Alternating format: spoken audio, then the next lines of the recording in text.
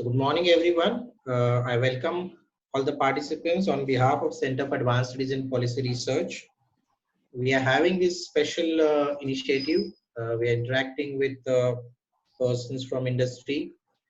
In the past, we have conducted many sessions interacting with academicians, but at the same time, we need to know what exactly gonna be the impact on industry, and we have to have a perspective from somebody who knows the industry inside out. So for that, we have invited Mr. Satish Lengre to interact with us, and he has been kind enough to accept our invite. He has given his time. So I would just briefly run through his introduction, and then I'll immediately hand it over to him. And after his seminar deliberation, we can move on for your questions. We would like to have your questions regarding the topic. You can write down your questions in the chat box for me, and we'll take it one by one. So Mr. Satish Lengre is having more than 23 years of vast experience. He is presently head human resource management at Suzlon OMS Business. He's a strategy architect credited with implementation of innovative path-breaking HR initiatives. He's having expertise in strategic HR and HR operations with key focus on profitability and optimal utilization of resources. He is creative thinker, luminary problem solver, and a decision maker. He has been spearheading talent acquisition and employee relation activities. He's been key driver for change management processes in his vast experience spread across 2 decades. Some of his notable accomplishments that we should dwell on, that he has been led the wage settlement with the union and resulted in successful closure of same without any unrest.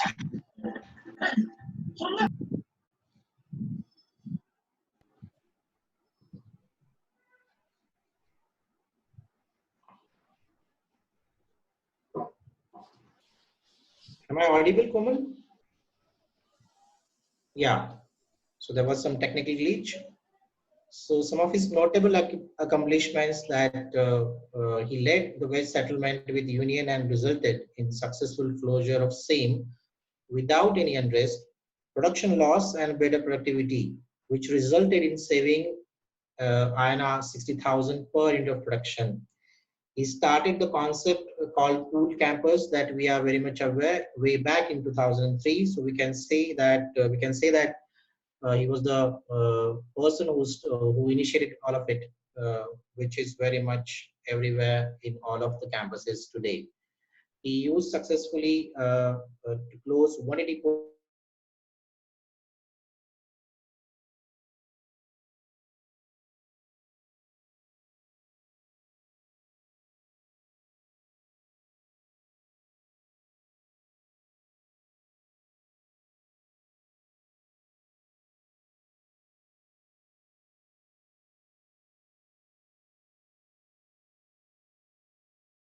individual productivity measurement framework and developed and digitized solution for same, which impacted on bottom line at rupees 2.5 crore. He's also been credited for increasing training business revenue for automation training by twofold, that is from 1.25 crore to 3 crore, setting up skill inventory management system for the Honeywell Automation India Limited. Besides that, just having a glance on his academic credentials, he has been an engineer from University of Pune. Then he did his master's in management, business management from University of Pune with distinction. He's in process of being a fellow, research fellow in human resources at Savitribai Phule University.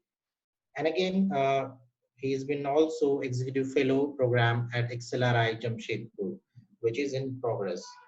So has been a great bio of one of the leading persons in the industry. I would quickly hand it over to him for his deliberation and expect some good interaction, some great discussion in next 1 hour or so. Over to you, Dr. Professor, Mr. Lingley. Hello. Hello. Am I audible to everyone? Yeah, you are audible, and I'm starting my. Yeah. We can So start now. thanks for such a illustrated introduction, and with this I will start my session on this employment post COVID-19. This session I'm dividing into two parts. One is basically how do we tackle when we get into an employment kind of situation. First, why we get into unemployment situation? What are the early signs? How do we want to get those signs and start working before actually the event happens? And then how do we handle post we get into unemployment kind of a situation? So this is how I want to structure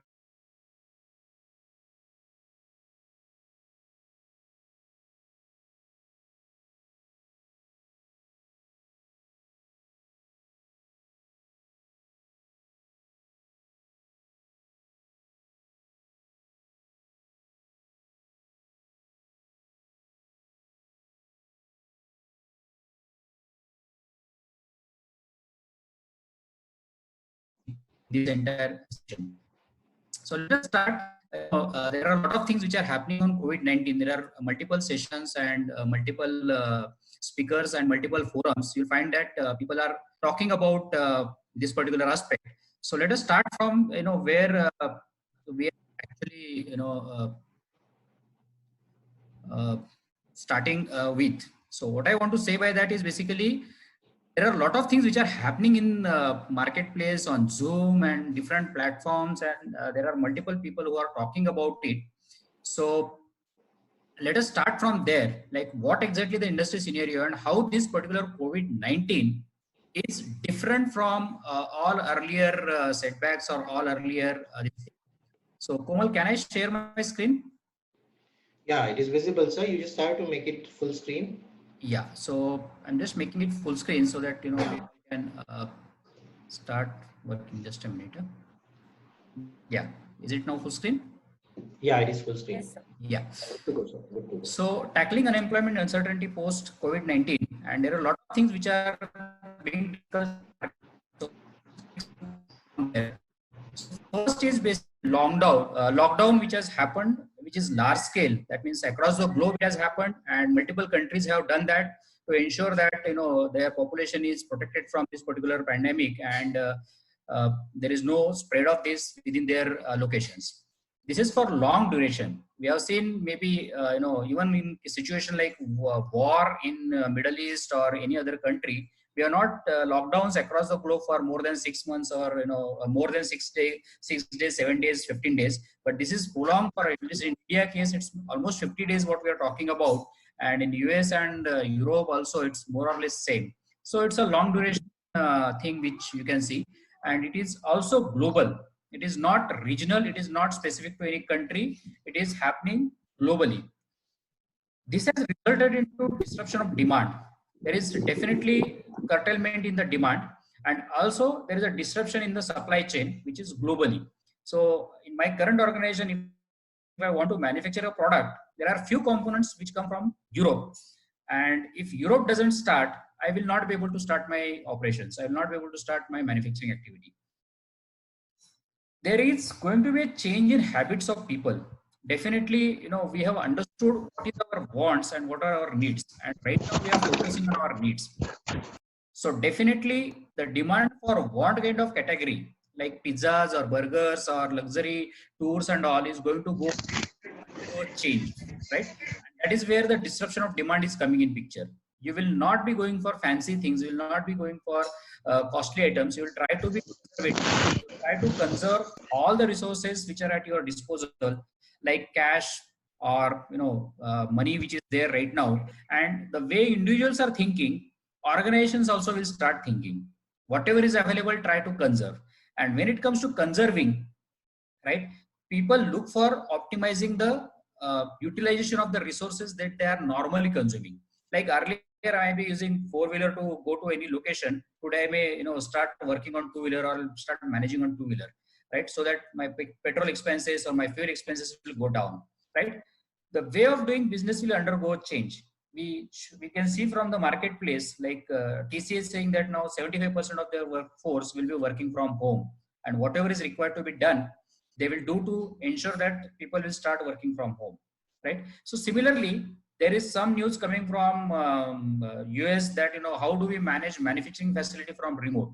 So the operators which were running plants sitting in the control room, can they operate from home? And similar technologies are available. Since I was working with Honeywell, I know it is technically possible, but because of my old style of working, I was asking my operators to come to the plant and operate the plant from control room. Now I can ask them, half of the population can operate from home. The plant can be operated from home, and there are certain changes which are taking place in that technology.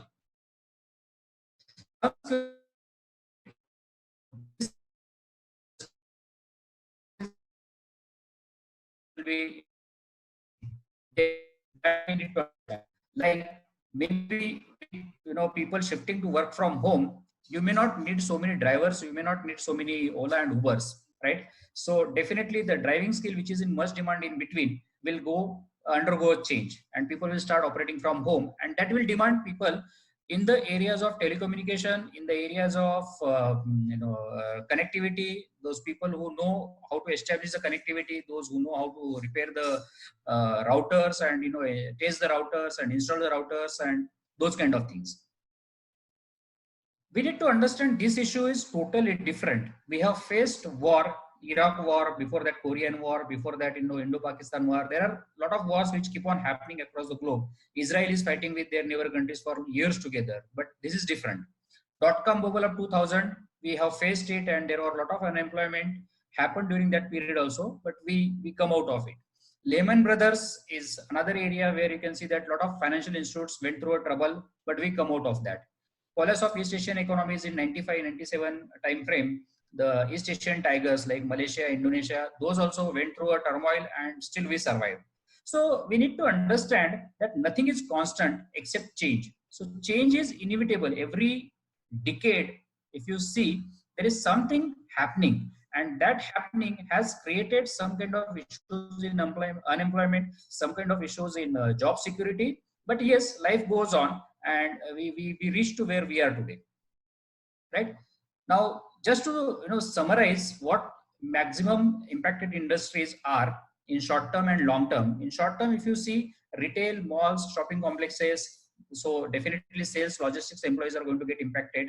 Aviation, buses, railways, since lockdowns are there, so entire airline industry is halted. So naturally, people working in airline industry are going to go through tough time. Buses, since there is no competition happening, so people who are in the business of tours and travels, or people who are into mobility business, they are going to get through a tough time. Railways, mostly run by government in India, but there are ancillary services which railways takes from people. Those people who are involved in those activities will get into trouble.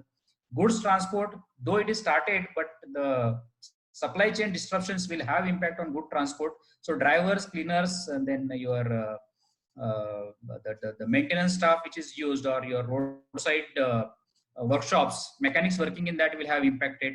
Auto parts and equipments, since automobiles are not coming on road, so naturally there won't be any accidents, there won't be much wear and tear of the parts, no failures of the cars, so parts demand will go down. Oil and gas drilling, since vehicles are not coming on the road, so naturally fuel consumption has gone down. People are not using cosmetics or many such items which demands petroleum, so those things will also go down. So people working in oil and gas drilling, typically jiggers and riggers and the petroleum engineers, they will have difficulties. Electronics manufacturing, because there will be less consumption, like I may be changing a mobile at every 6 months, but people will now think whether I really need to change a mobile every 6 months. So there will be definitely impact on electronics manufacturing. Non-food retail, like clothes, hosiery, or the lifestyle items, people will not buy in bulk, or the way we used to buy, we will not buy. So naturally that segment, and the moment consumption starts getting impacted, the supply side will also start getting impacted, and the people associated with that industry will also get impacted. Manufacturing, power, and IT, these sectors will definitely see. IT again there are two segments. IT work from home people will be in demand, but people who are actually working for manufacturing setup or supporting to manufacturing activity, since manufacturing itself has collapsed, so naturally people supporting to manufacturing also will have difficulty. In long term, travel and tourism, casinos and gaming, leisure facilities, cinema halls, eating places, these people will be definitely having a long-term impact.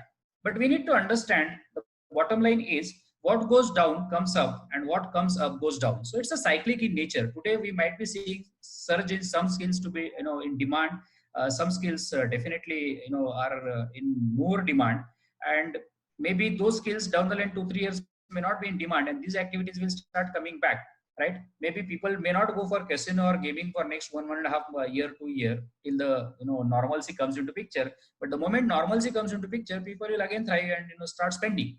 So this is how my interest, reading and understanding of the things.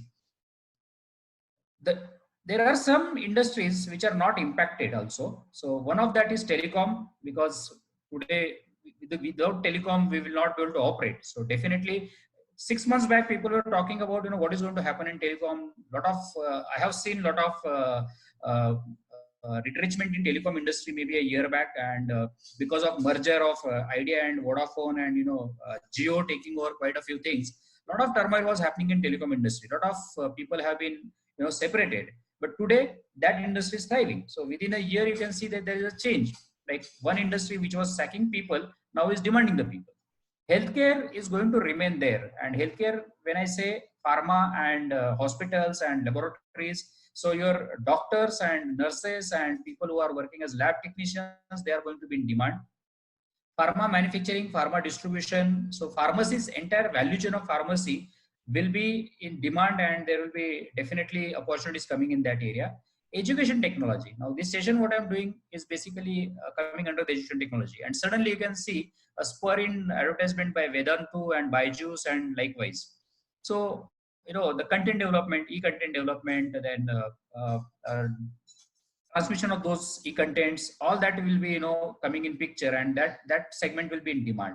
Digital internet economy and e-commerce, people will not go to public places, avoid to go to public places, to malls. So naturally e-commerce industry is going to again come up. So your online portal,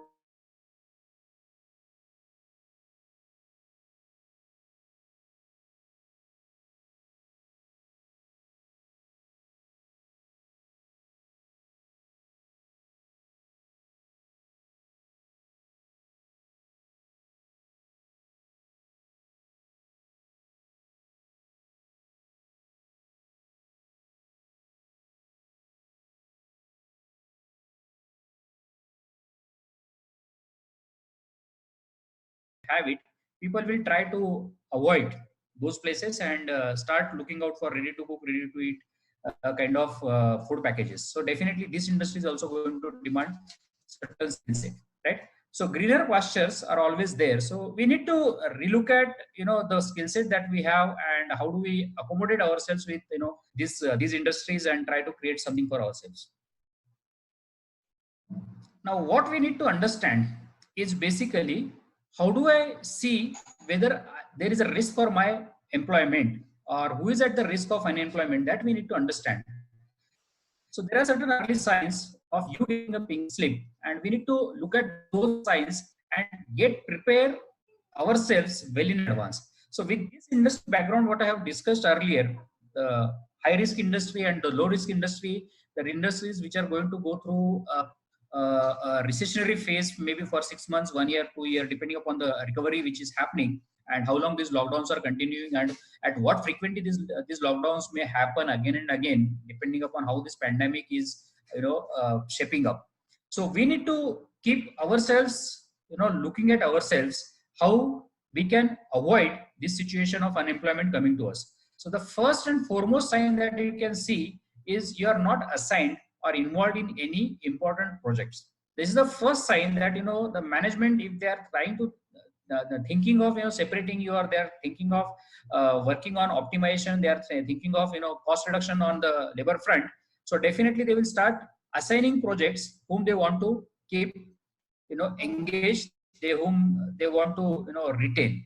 You are not called for important meetings, so definitely managers will start avoiding the people whom they don't want to retain with them. You are not consulted, bosses behavior change with you. So earlier the boss was taking consultation from you, or seeking your opinions, or involving you in the decision making process. Suddenly he stops doing all those things, or over a period of time, maybe a month or two, you find that no more boss is calling you for certain discussions. So definitely there is something going on in his mind. You are not part of the core activities of your department or company. So with change in business volumes, change in business methodology, there is a possibility that your departmental activities will get shrinked, and you are no more doing core activities of your department. You will be doing some secondary activities which can be either outsourced or can be okay not to do. So you need to look at it whether you are part of that or not, right? You have not learned any new skills in last 6 months. Now for this, organization is not responsible, you are responsible, and you need to look at how do you put yourself back into the learning mode. Your company is facing problems. Many organizations will start facing problems like aviation industry. You can see they have already said that okay, we are grounded for almost more than 45 days now. How do we, our revenues have stopped, so and there are no much funds available in treasury, so what do we do? Or we have these ticket booking organizations like iBibo or those portals. There is no money left with them because they are just doing commission agent business, and they have taken a lot of money from private equity players. So no more investments are happening in that area. So naturally, the company is facing problem, or these companies are facing problem. You do not get along with co-workers, they start avoiding you. So this is a signal that you are getting that people or your co-workers who are your good friends, they have started avoiding you. You are doing less work now. Now you can see quantum of work what you are doing maybe when the business was at peak, and what work you are doing right now. And you have to see it in proportion. Like your overall business has gone down by 10%, but your work has gone down by 1%. Means 100 say 1% drop away, and the business has gone down from 100 to 10%. So naturally you are doing much lesser than how the reduction in volume of businesses happened. Then poor feedback reviews, your pay hike is much below average. Nowadays people are talking about even salary cuts. So these are the signals which you should pick up when you are working on your unemployment or your employment certainty part of it, right? So these are the early signs which you will get when you start looking at your behavior or your company's behavior towards you. So what we need to do in this case is basically keep track of your work on regular basis. So basically you need to check whether you are really worth what you are paid today, what you are doing today, and with what you are doing today is worth in the market. Whether skills that you are having or the skills that you are actually acquiring or you are purchasing, whether they are really valued in the market. So this is the bottom line of this particular slide, that you need to know your worth in the market, not in the company. You may be very valuable in the company because you are niche, but if the skill that you have is not getting valued in the marketplace, then probably you are not doing justice to yourself and your skills. Now you have to decide. You have to decide, and I know that most of us are sitting at home, and different recipes are getting prepared at home. So naturally, bulk of us are putting on weights, right? Putting on weights, at least couple of kg everyone has put. And now when you start getting into action and when you want to reduce the weight, what will you try to do? Will you reduce fat, or you will reduce muscle, or you will start working on bones? Which part of the these three items which your body has, you will try to get rid of? And obvious answer is, and 90% people will answer in this fashion, that it is fat, right? Fat is cut, not muscles and bone, because this is basically the critical part of your body. If you start working on muscles, then definitely if you start cutting on muscles, definitely you are going to become weak. But cutting down on fat will never make you weak. In fact, you will become more energetic, you will become more fit and fine, and you will be able to contribute more. So you need to understand in organizational context also, are you fat in the organization, or you are a muscle of the organization, or you are bone in the organization?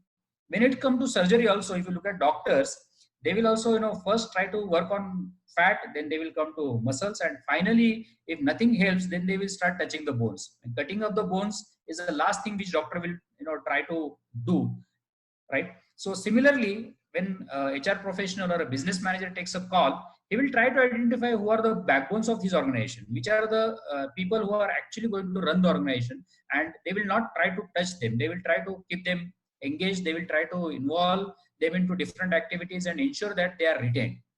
Next set of the people that they will be looking at is the muscle. So to support those bones to function, there will be some muscles required. That means there will be some core team which will be required with this core individual, which is acting as a backbone of the organization, and those team will be retained. So that is the muscle part of it. And then remaining is the fat. We need fat. We need fat to protect our body. We need fat to protect our body from, cold and those kind of issues. And also to ensure that when there is a starvation happening, we may need to, use that fat and survive. So those kind of functions fat is doing. But when it comes to making yourself slim and trim and functional and more agile and more effective, productive, first thing that you start working on the fat. So you need to understand whether you are fat in the organization, you are muscle in the organization, or you are bone in the organization. And the criteria for this is already explained in the science of the pink slip. If you are fat in the organization, you will get those early signs of pink slip, that people will start avoiding you, people will start not giving you the good projects, they will not involve you into the consultation, they will not involve you into the future discussions of the organization. So these parameters you need to keep in mind when you start looking at your own status in the organization. Are you fat in the organization, or you are a muscle of the organization, or you are the backbone of the organization? Now, how do I avoid to be fat in the organization?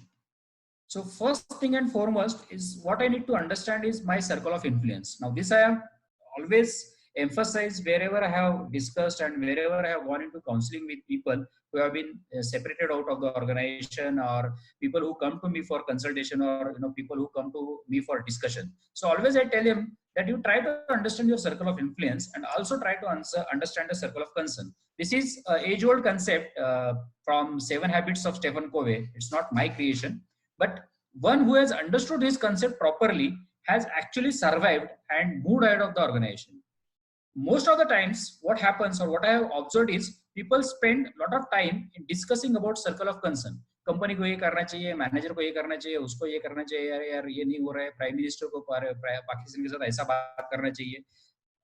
Do you really have any say in those matters, right? And if you have say in those matters, those can come only when you start working on your circle of influence. Suppose you are talking about, manager को productivity improve करनी चाहिए. Let me understand how many of you are, actually started working productive way and start showing ways to improve the productivity. The moment you improve your productivity, your team's productivity, then you get that authority to talk about improving the productivity, and then the circle of concern element comes into circle of influence. If you remember, there was a lot of talk going on whether test matches can be done 2020 way.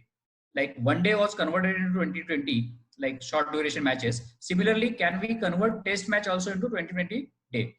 And Sachin Tendulkar opined on that, and that opinion was taken into account by ICC. Now, Sachin Tendulkar took almost 25 years of his career when he wants to, give that opinion, and then ICC body, apex body of cricketing, acknowledging that particular thing. So that is where that circle of influence comes.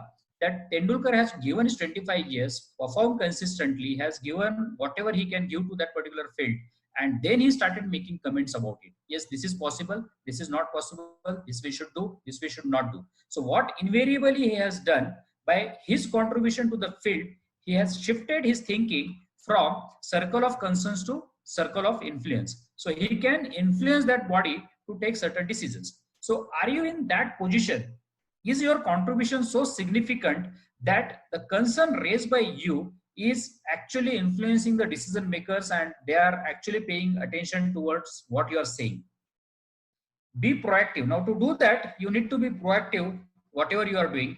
You need to be prompt, right? You need to be prompt. Some task is given to you. You get back with within the time limits or within the deadlines, and maybe much before the deadlines, so that you get a time to correct those particular things. Display long-term commitment. Now this comes from your deliverables. How low, verbal things don't help here. Long-term commitments, actually you should demonstrate, when you're talking that, okay, sir, we can do down the line 6 months like this, down the line 1 year like this, and it should be supported by your past performance. Like a year back you are told to your boss or your team that okay, this is how we want to go, and today you are there. What you have committed